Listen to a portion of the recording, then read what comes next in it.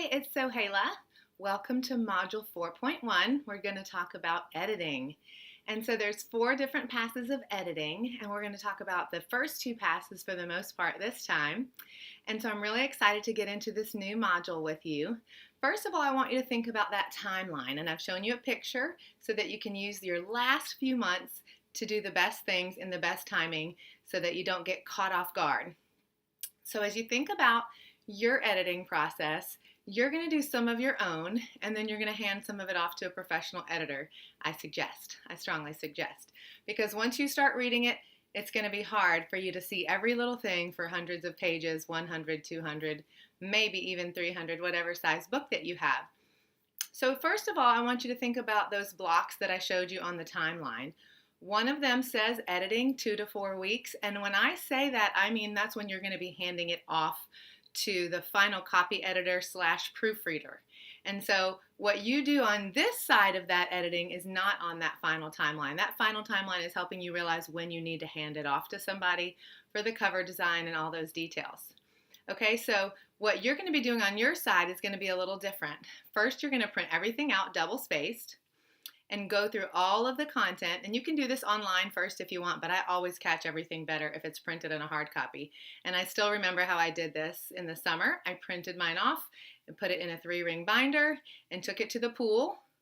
And my husband was there with the kids so he could watch them because I needed a change of scenery from being in front of the computer because I read it in front of the computer first and then I took it out to the pool. So that's just an example of how you can do it in a new light and in a new environment with a fresh pen and pencil. And you're going to be running through it looking first for the things like the development, big structure. Does it have the content that you want? Does it have the structure that you want? Is everything placed how you want it? Then you may make some edits from that onto your computer and then come back to it. That might take a whole day just to do that first piece. It probably will. Then on another day, you may skip a day or you may do it back to back depending on your temperament and personality related to editing. Then you're going to go through it line by line and looking at the grammar, the language, the clarity. You're going to break out your thesaurus and see how you can make things a little more exciting and vibrant. You're going to check on your tenses and make sure everything's as active and as motivating as possible and not in that passive tense. And then that will be another whole day. You'll go back and make those tweaks. Then as you'll see on your module, I suggest that you use that handy dandy Control F. Now I'm on a Mac, so I use a Control F, but it might be Command F. Actually, it's opposite. Command F on a Mac, Control F on a PC, and you are going to go through and type in your keywords.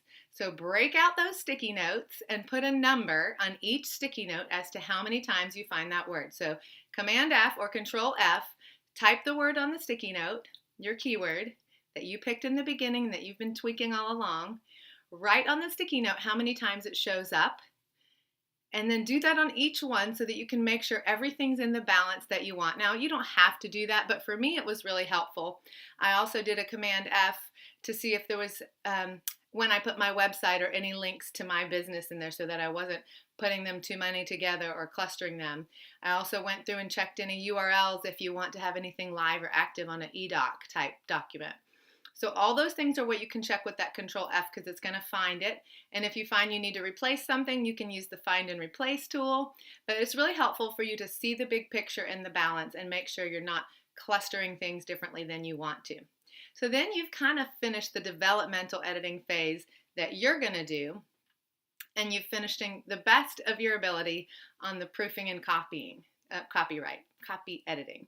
So then I suggest that you give it to one or two close friends or loved ones, and you may not be able to ask somebody to read the whole book because that may take several hours. You may say, I know with me I had my one sister read one part, another sister read another part, and my mom read another part, for example, or you could have one person read all the way through if they're willing. I usually just say, you're going to read my book anyway, right? So let's just cluster it in this day, and I'll watch your kids and take you out to dinner after if you'll go read my book for a fresh set of perspective. And then they're going to tweak and comment on anything that you may not have thought of when it comes to knowing your population, your target. Are they offending them in any way? Are they encouraging them? All those things, especially if you ask somebody that's sort of the yin to your yang, maybe your spouse or sibling or friend that's a little bit different in personality who might see things that you wouldn't have seen. And so where a traditional publisher would tear it up and tear it up among different editors and line by line, you're kind of doing a similar thing. And this is just how I find it works. So I've done it all the way through for that developmental structure and flow. I've done it all the way through for the language and the clarity and with my thesaurus. Then I've invited a friend and or a loved one, ideally two different people, to give me the same input that I just gave myself on those two different things, but on another level with a new pair of eyes and a new perspective. And then I go back through and make any edits. And that whole process takes 2 to 3 weeks. And it really depends on how many hours you can give it based on your full-time job or whatever else you have going on.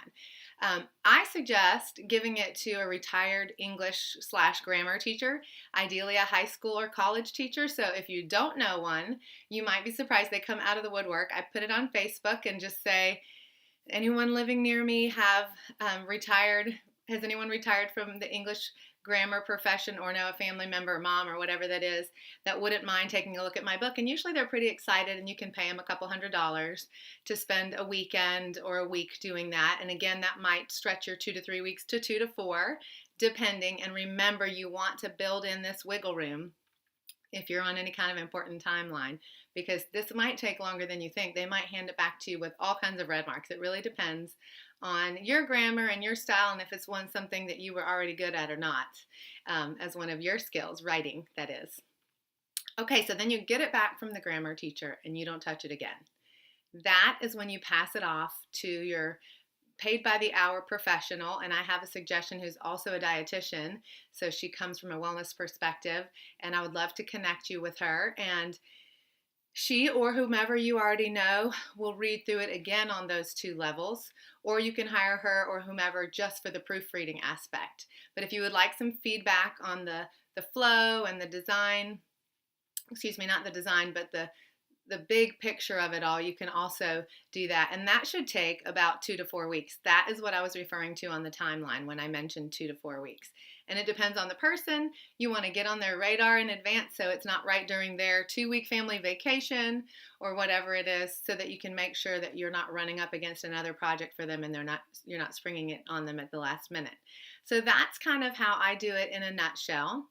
And then after you've worked all that out and adjusted and tweaked your timeline, I want you to go on our page and tell us what you think your official launch date will be. And I'll tell you right now, if you think it's going to be April 1st, go ahead and make it May 1st. Just build in that wiggle room. It's probably going to be needed, especially on the editing side. For life, you have no idea what contingencies might come up in the next few months or year or however long you plan to keep working on this before you're finished. And who knows, you may have to update some of your sources and things like that you're going to be working on all those little pieces and parts while the cover is being designed and all those things. Speaking of which, let's think about your cover. Some of you already have in mind just the perfect cover, and some of you haven't thought about it at all. That is definitely something I suggest you use a designer for. You can use the templates that are offered on, for example, KDP, and some of the others have just a simple template. And if you want to, you can. In my opinion, it's worth a few $100s to spend it on a professional that makes it really pop, and you can give them your branding ideas and your colors. Again, we want to get all the professionals that we need here at the end. We want to get on their radars so that we can make sure we're timing it out with their busy schedules too, so that nothing is thrown off guard, especially so that no one is thrown off guard, especially if you have a timeline involved. Okay, and by the time you've committed to us what your launch date will be, you do have somewhat of a timeline involved because you want to finish this book. I'll tell you what, so many people tell me they never finished, and on my watch, I want to do all that I can do to keep you accountable, besides just holding your hand and popping it when you don't follow through. And I know life happens, and so I'm trying to be gracious with that too with you, but still prompting you on to finish what I know that you want to do. So we're going to get the photographer in line. We're going to get getting ahead of myself. We're going to get the cover designer in line. We're going to think about if we want the interior designed or if we're just going to plug it into a template that already exists once we decide on our final trim size. There's a little video link that I've made for you on this module to help you think through whether you want it in black and white. You usually can go black and white, color, Or you can have some where there's a color page, maybe every 8th page throughout, and that takes a little more planning, but you can do that if you don't want to quite do the full expense of color, because it makes quite a difference to have a book in color. It's a lot more.